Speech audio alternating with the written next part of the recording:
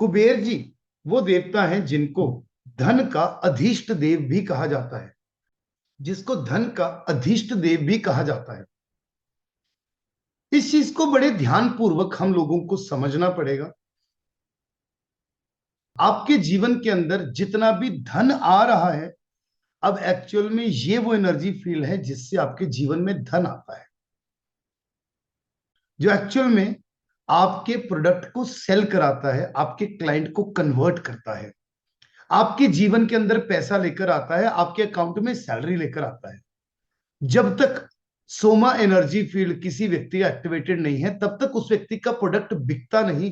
क्योंकि सोमा वो energy field है, जब किसी के यहां पर एक्टिवेटेड होता है तो क्लाइंट उसके पास आता है, आकर उसके प्रोडक्ट को अप्रिशिएट करता है और उसके प्रोडक्ट की कीमत देकर वो प्रोडक्ट को अपना बनाकर चला जाता है। जब कोई भी व्यक्ति आपके काम को अप्रिशिएट ही ना करे तो क्या आपका वो प्रोडक्ट बिकेगा? नहीं बिकता। आप 1 रुपए की चीज 100 रुपए में भी बेच सकते हो, और अगर आपका सोमा एनर्जी फील्ड वीक है तो आप 1 रुपए की चीज कभी 10 रुपए में भी नहीं बेच सकते। क्योंकि क्लाइंट ये कहेगा, नहीं, मुझे ये चीज समझ में नहीं आ रही। जनरल लैंग्वेज में व्यक्ति ये बात कब बोलता है? जब उसको ये समझ में नहीं आता कि क्या ये चीज एक्चुअल में वर्थ ऑफ मनी है भी या नहीं। वैल्यू फॉर मनी समझाता है सोमा एनर्जी फील्ड। बहुत ध्यान से अब कुछ पॉइंट्स को समझने की कोशिश करते हैं कि सोमा एनर्जी फील्ड किस तरीके से कार्य करता है। भल्लाट से आपने क्लाइंट की रिक्वायरमेंट को क्रिएट किया, भल्लाट से क्लाइंट आपके पास आ गया, उस व्यक्ति के अकॉर्डिंगली आपके पास प्रोडक्ट तो है, लेकिन आपका आपके प्रोडक्ट की प्राइसिंग अब क्लाइंट को समझ में नहीं आ रही। अब क्लाइंट कह रहे हैं, नहीं नहीं जी, मुझे 10,000 रुपए की चीज चाहिए, आप 20,000 रुपए की दे रहे हो, मेरा इतना बजट नहीं है। क्या सच में किसी का बजट नहीं होता? सबका बजट होता है। जो 10,000 की चीज खरीदने के लिए आ गया वो 20,000 की चीज खरीद लेगा, अगर उसको समझ में आती है। अगर वो कहता है, यार लग तो रही है ये चीज, यही ले ले क्या, क्या ख्याल है, ये चीज मुझे समझ में आ रही है, मजा तो यार इसी चीज में आ रहा है। Are you getting my point now? मजा उस व्यक्ति को इसी चीज में आ रहा है। क्या करना चाहिए? ले लेना चाहिए क्या? और वो व्यक्ति उस चीज को अप्रिशिएट करता है और एक्चुअल में उस चीज को ले लेता है। बल्लाट एनर्जी फील्ड से आपको बल्क ऑर्डर आते हैं, आपको बड़े ऑर्डर्स आते हैं, आपको बड़ी अपॉर्चुनिटीज आती हैं, लेकिन सोमा एनर्जी फील्ड आपके उस क्लाइंट को कन्वर्ट करता है। और आपके उस क्लाइंट को कन्वर्ट करके, कन्वर्ट कैसे करता है? आपके प्रोडक्ट को अप्रिशिएट करा के और वैल्यू फॉर मनी देकर। अब आपको पता है हर चीज की वैल्यू फॉर मनी देना बहुत इंपॉर्टेंट है। सोमा एक्चुअल में आपको पैसे की समझ देता है कि आपको ये चीज कितने पैसों में बेचनी चाहिए, और ये सबसे टफेस्ट पार्ट है किसी चीज की वैल्यू को डिसाइड करना, है या नहीं है? कि आप एक्चुअल में किसी चीज का कितना पैसा लो। आप प्रोडक्ट्स खरीदते हैं, आपको समझ अगर आता है कि यार ठीक है, ये चीज ना इतने की लग रही है, लग रही है। हमारा सिर्फ एक प्रोटेक्शन स्प्रे है जिसका स्टूडेंट प्राइस बहुत कम है और एमआरपी बहुत ज्यादा है। उसकी एमआरपी में एक बारी के लिए 5100 रुपये रखने लगा था, जिसकी मैंने 1400 रुपीज रखी है। आप लोगों के लिए 527 का है प्रोटेक्शन स्प्रे की बड़ी बॉटल। क्यों 1400 रुपये रखी है? क्योंकि भैया मुझे पता है कि कितनी कमाल की चीज है, आप लोगों को भी पता है। कोई एक व्यक्ति यूज करता है, उसका लाखों रुपए का काम हो जाता है, इतने से पैसे क्या होते हैं। हाँ, आप लोगों को, ये मेरा अपना प्रण है कि स्टूडेंट्स को भैया बेचना ही नहीं है कम में, ज्यादा में। यहां पर कोई क्लाइंट आ जाता है, अब तो कई बार खुद को लगने लग जाता है, भाई देख कर देना। देना तो एमआरपी पे ही होता है, अगर कोई क्लाइंट वैसे घूमता फिरता आ जाता है, देना एमआरपी पर ही होता है। लेकिन ये बहुत इंपॉर्टेंट होता है कि आप क्या एमआरपी पर भी दे रहे हो, तो क्या वो चीज वैल्यू फॉर मनी है? आप 3,000 की जीन्स भी खरीदते हो, 1,000 की जीन्स भी खरीदते हो, आप भी लोग 30,000 की जीन्स भी खरीदते हो। आप ही लोगों में से कुछ लोग होंगे जो खरीदते होंगे। आप किस चीज के कितने पैसे दे रहे हो, क्यों दे रहे हो? क्योंकि वो चीज वैल्यू फॉर मनी है। आप कपड़ा खरीदने के लिए जाते हो, इस तरीके का कोई कपड़ा 500 रुपये मीटर का भी है, 1000 रुपये मीटर का भी है, 2000 रुपये मीटर का भी है, हाथ लगाकर बता देते हो नहीं भाई साहब इतने का तो नहीं लग रहा। Are you getting my point? Soma, पसंद आ गया आपको तभी तो हाथ लगाया, नहीं तो हाथ ना लगाओ आप। हाथ किस कपड़े को लगाते हो? जो आपको पसंद आया है। लेकिन अब यहां पर नेक्स्ट स्टेप क्या चल रहा है? क्या पैसा मैच कर रहा है? क्या पैसा मैच कर रहा है? या कई बार ऐसा हो जाता है कि व्यक्ति कहता है तो चीज शानदार लेकिन हमारे बजट से बाहर है। इसका मतलब आपका सोमा सही है, इट्स ओके okay. हमारे बजट से बाहर है, चीज बड़ी शानदार है, लग भी रही है महंगी हो, लेकिन हमारे बजट से कहीं ना कहीं बाहर लग रही है। अभी मैं पीछे बॉम्बे गया था तो एक मॉल में गया, वहां मैंने एक टी शर्ट पहनी, मुझे टी शर्ट बड़ी अच्छी लगी, कंफर्टेबल लगी। उसका प्राइस टैग देखा और प्राइस टैग उसके ऊपर लिखा हुआ था 65,000 रुपीज। मैंने फटाफट से उतारी, साइड पर रख। मेरे साथ में मेरा दोस्त ही था तो कहता क्या हो गया, ले ले। अब बड़े ध्यान से एक बात समझना, क्या मैं वो टी शर्ट खरीद नहीं सकता था? बिल्कुल खरीद सकता था। क्या ऐसा था कि जेब में पैसा नहीं था? जेब में पैसा भी था। मेरे दोस्त को भी ये लगा, भाई तू 2 विजिट्स करने आया बॉम्बे, 10 लाख रुपए कमाए हैं तूने, 65,000 की टी शर्ट नहीं खरीद सकता? मैंने कहा भाई वो मेरी मेहनत की कमाई है, यहां इन चीजों पर फेंकने के लिए नहीं है, मुझे ये चीज अभी वर्थ नहीं लग रही। Soma, now you are getting my point? ऐसा नहीं है कि लोग पैसा दे नहीं सकते, ऐसा नहीं है लोगों के पास पैसा नहीं होता, पैसा बहुत है भाई लोगों के पास, बहुत बेतहाशा पैसा है। लेकिन एक सही पारखी व्यक्ति जिसको पैसा खर्च करना हो तो उसको समझ होती है कौन सी चीज कितने की है। एप्पल के फोन्स के ऊपर यूं ही लाखों रुपए तो नहीं लुटा देते आप। कहीं ना कहीं वो वैल्यू फॉर मनी भी दे रहा है। वैल्यू फॉर मनी क्या दे रहा है? इतने साल से चल रहा है, आपको पता है ना, चलाकर यार तेज तो चलता है, बढ़िया तो है, स्टैंडर्ड मेंटेन होता है, तो वैल्यू फॉर मनी है या नहीं? That's it.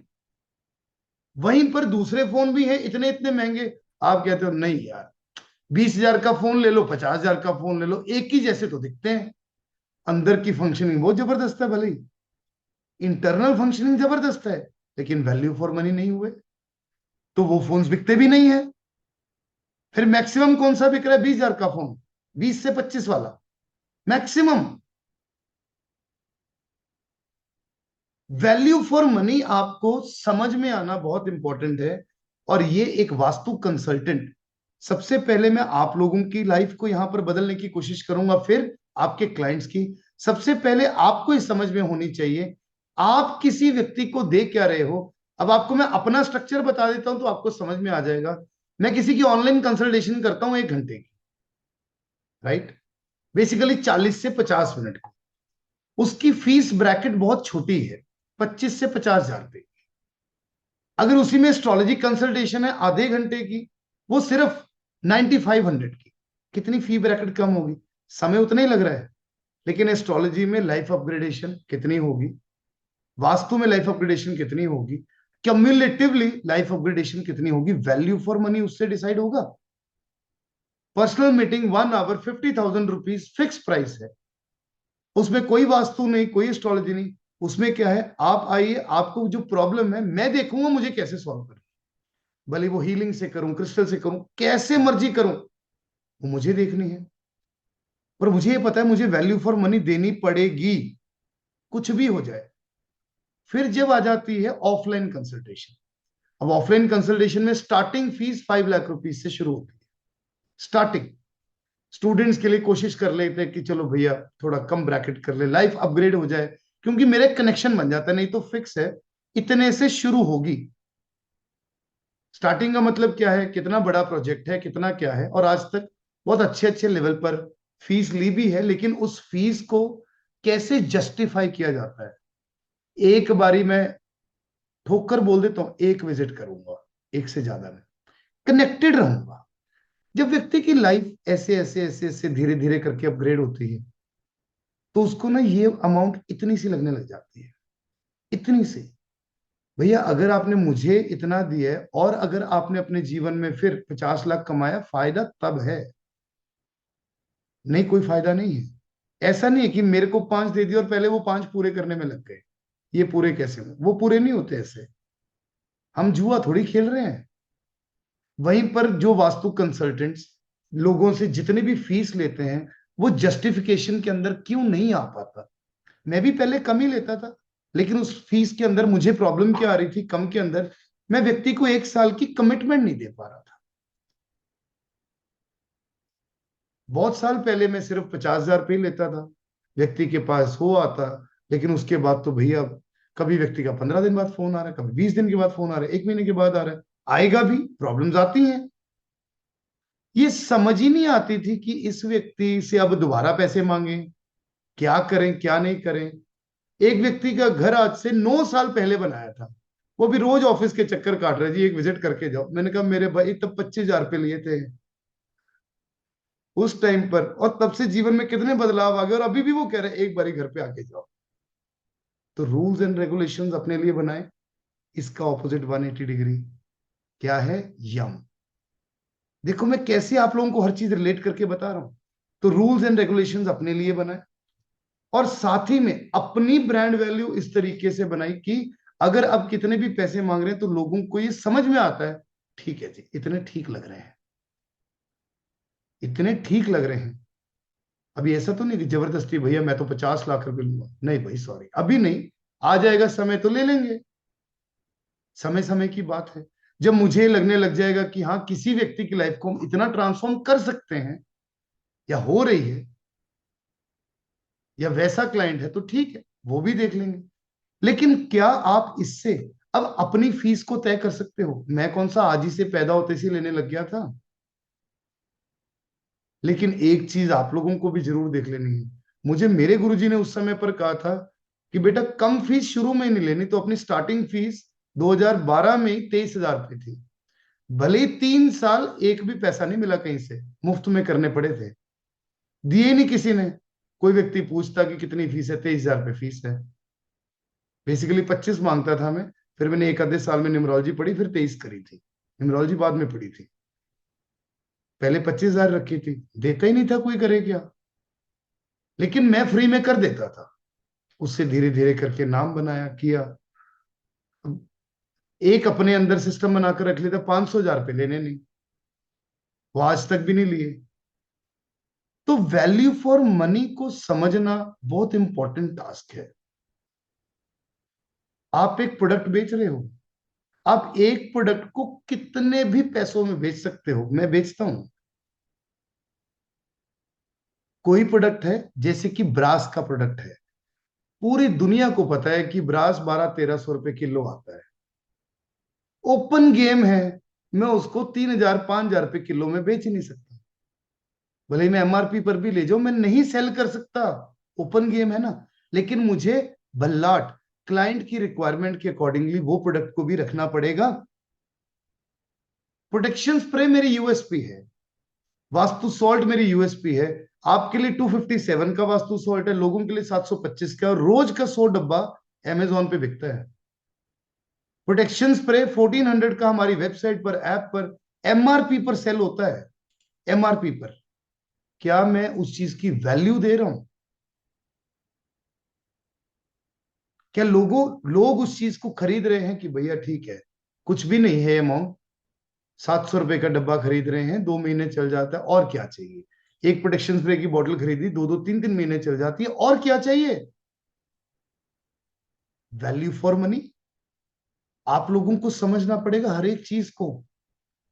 क्लाइंट पैसे देने के लिए ऐसे नहीं होता कि हमने इतने खर्च नहीं करने, उसके पास है नहीं। आमतौर पर बाजार में लोग जब जाते हैं, आप लोग भी जाते होगे ना, दुकानदार को ये कहते होगे भैया है ही नहीं, है तो बहुत पैसा आप लोगों के पास। लेकिन हमारा एक स्पेसिफिक बजट होता है कि हमें कितना खर्च करना है, और उसके अकॉर्डिंगली हम चीज को पसंद करते हैं, उसका मोल लगाते हैं। तो जब बेचने वाले को ये चीज समझ में आने लगी कि सामने वाले की सुई कहाँ अटकेगी, उसका प्राइस ही वैसा रख दे, तो चीज देखिए कि कैसे शूट अप होती है। ये सोमा है। Now this is for any product, any service. आप जॉब कर रहे हो, आपको कंप्यूटर आता नहीं है, आपके अंदर कोई स्किल नहीं है, आपने आज तक जॉब करी नहीं, आप जॉब करने के लिए चले गए, मैं तुझे 80,000 रुपीज पर मंथ एक्सपेक्ट कर रहा हूं, व्यक्ति कहे तुझे को 10,000 में ना रखे। तुम वहां पर ढंग से तमीज से अपने आप को रिप्रेजेंट करो और बोलो 25-30 हजार पे जो भी चल रहा है रिक्वायरमेंट के अकॉर्डिंगली, तो तुम्हारी जॉब लग जाएगी। ये चीज को बहुत तरीके से समझना पड़ता है। एक्चुअल में आपके अंदर की एक पावर है जो क्लाइंट को कन्वर्ट कराता है और आपके जीवन के अंदर खूब सारा धन लेकर आता है। दूसरी चीज, सोमा वो पावर है जो आपको ये समझ देता है कि आप अपने प्रोडक्ट के अंदर वैल्यू कैसे ऐड कर सकते हो। प्रोडक्ट की पैकेजिंग को सुधार कर वैल्यू ऐड कर सकते हो, प्रोडक्ट के अंदर कुछ डालकर वैल्यू ऐड कर सकते हो, जिसको हम कहते हैं cherry on the top. Cake तो बना दिया, लेकिन एक चेरी लगाकर वो केक को इतना सुंदर बना दिया कि उसकी वैल्यू ही बदल दी। वो 200 रुपए का केक 400 रुपए का हो गया। तो ये स्व एनर्जी फील्ड आपके जीवन के अंदर ये समझ देता है कि आप एक प्रोडक्ट की वैल्यू को कैसे बढ़ा सकते हो। एक्चुअल में यही वो एनर्जी फील्ड है जो आपको जबरदस्त पैसे की समझ भी प्रदान करता है। तो यहाँ नॉर्थ में पर हम छुआरे रखते हैं, यहाँ पर हम मनी प्लांट रखते हैं, यहाँ पर हम ग्रीन लैंडस्केप पेंटिंग लगाते हैं। बल्लाट में किसी भी तरीके से जल तत्व को जरूर ले आइए और यहां पर अपनी ऑर्डर डायरी को जरूर रखिए। उसके बाद सोमा एनर्जी फील्ड में हम खसखस रखते हैं, यहीं पर हम कुबेर जी को स्थापित करते हैं और यहां पर आप एक सिल्वर फ्रेम में मिरर लगा सकते हैं, जिससे आपके पैसे, आपके पास पैसे की वृद्धि अपने आप होने लग जाएगी।